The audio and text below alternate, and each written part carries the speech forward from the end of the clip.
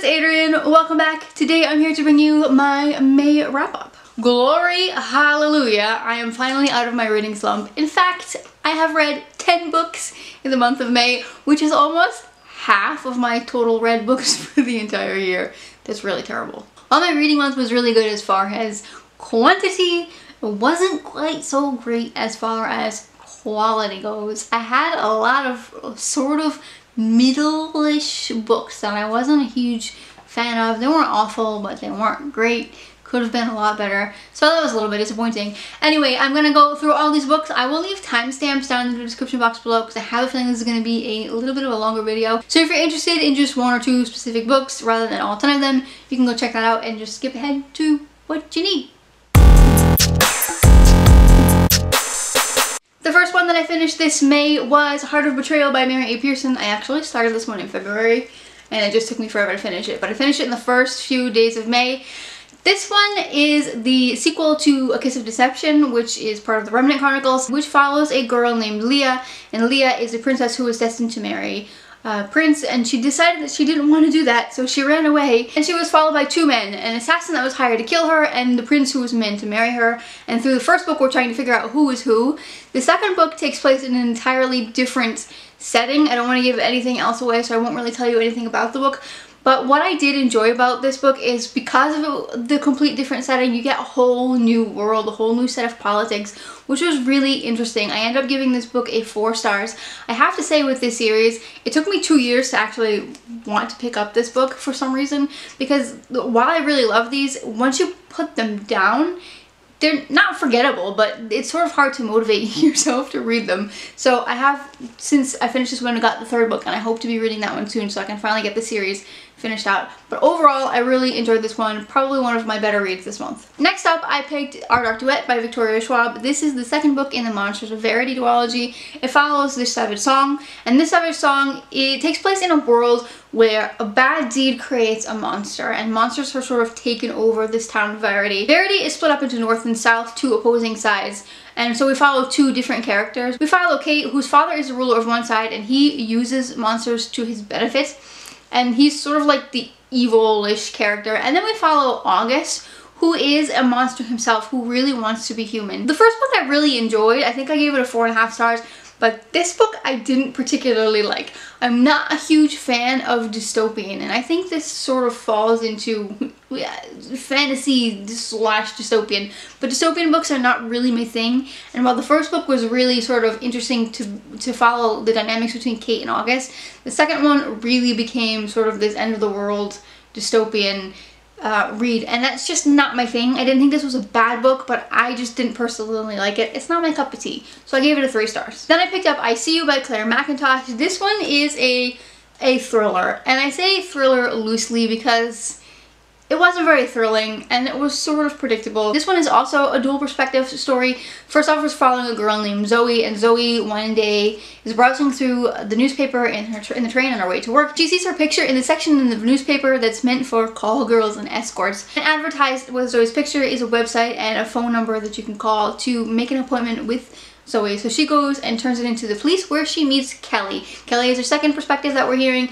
and Kelly sort of is helping Zoe figure out what the heck is going on, why is her picture showing up, and is it related to some of the murders and missing persons that are happening earlier. Like I said, I found this book to be very predictable. I actually started this one, I read the first 50 pages as a book, but it wouldn't keep my attention, but I did want to finish it, so I ended up finishing it on an audiobook. I gave this one a 2.5 stars. It just wasn't my favorite, and I was sort of disappointed because I had heard great things, but I'm really picky about my thrillers apparently.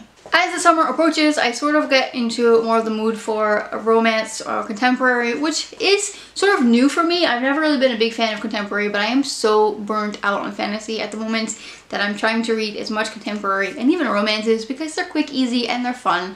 They're not always the best literature, but they get the job done. So I picked up Dark Angel, which is the first book in a series by Maguire, and I thought that this one would be more sort of like forbidden paranormal romance, which it was, but it ended up being a little bit weird. I didn't mind this story so much, but I didn't really like it. This one follows a girl named Tanya. Tanya and her friends Grace and Holly, along with their boyfriends and other teenagers from their school are invited to this rock stars party who has recently moved to their neighborhood.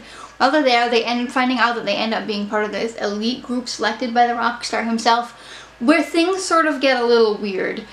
People start morphing into other creatures, and then all of a sudden the girls can't remember how they got home. Tanya and her friend Holly think that they have been potentially drugged, but soon after they find out that their friend has gone missing, and she ends up going to this house. During this whole book, you're trying to figure out what's going on with this place. Is it an occult? Are they devil worshippers? Are they demons? What are they? I can't really tell you a whole lot more without it getting really spoilery, but it ended up taking some turns that I didn't particularly like while still being very predictable.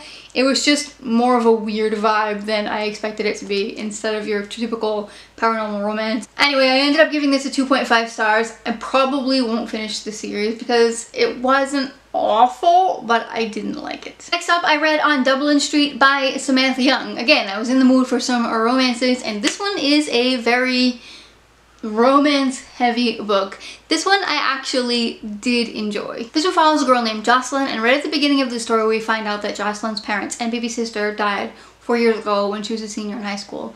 Now she's 4 years later and she's moved to Scotland. She's just finished her university degree. She's an aspiring writer and she's looking for a new house. She ends up finding a house with this woman named Ellie. At least I think her name is Ellie. And on her way there, she meets this mysterious stranger in a suit, and this attraction begins, and they end up sort of having this pretend dating relationship, and that's more like friends with benefits. And then we follow the story. Really typical fake dating book, but still enjoyable. I ended up giving this one a 3.5. There are like 7 books in the series, and they're all companion novels. So again, I don't think I'll be finishing out this series. I might pick out another book here or there on audio just for fluff, but I didn't like it enough to want to read all of them, especially since they're all companions. But all in all, if you need a book for Smartathon, for example, that's coming out this week, this one would be a good one. Next up, I read All Your Perfects by Colleen Hoover. This one follows Quinn and Graham. Quinn and Graham met each other in front of Quinn's boyfriend's apartment because Quinn's boyfriend and Graham's girlfriend were cheating on them with each other, and they find out. 7 years later, Quinn and Graham are married, but their marriage is falling apart due to some infertility issues that Quinn has. And so the book goes back and forth between the present time and 7 years ago when they first met, and trying to figure out what happened and how they lost their love. This one was really cute. I mentioned this one in my Top 5 Wednesday video last week because I really did enjoy how it talks about grief and going through infertility. Because I had some infertility issues myself, I could relate to this very well, and I think it was done quite well. I will say again though, the only reason why this one only got a 4 stars is because it was quite predictable. I feel like I've been reading a lot of predictable books. Maybe that means I just read too much. I don't know. And then I've been continuing on with my series. I picked up The Heir by Kiera. This one has been sitting on my shelves since the last time I went to the States, which was 2 years ago. So I figured it was time for me to read it before I went back to the States so I could buy more books. Anyway, this one is the sort of spin-off, sort of conclusions, not really clear, of the Selection series, and it follows the next generation. We follow the daughter of our main characters, and she is set to be queen, so she has to go through her own selection, and she wasn't exactly thrilled about it. So we follow her through her selection process and all the political things that are going on in the country at the time. I heard a lot of people didn't like the end of the series, and this book I actually didn't mind. I ended up giving it a 4 stars. What I liked about this one is, as opposed to the first book where we're following one of the girls in the Selection series, in this one we're following Evelyn, who is the princess, in case I didn't say that already. And so you don't really know what's going to happen and who's going to be eliminated, and it gives it sort of a different spin on the way that we focus on the Selection series from her parents. I do have a spoiler-free review coming out for this one, but probably not for like a month because I'm pre-filming videos, so I have already recorded it, but it won't be out for a while. That being that, let's move on to the next book. Next up is another book I have a spoiler-free review for coming out, and that is Romanov by Nadine. This one is a historical fantasy, and it's an Anastasia retelling with a fantastical, magical twist.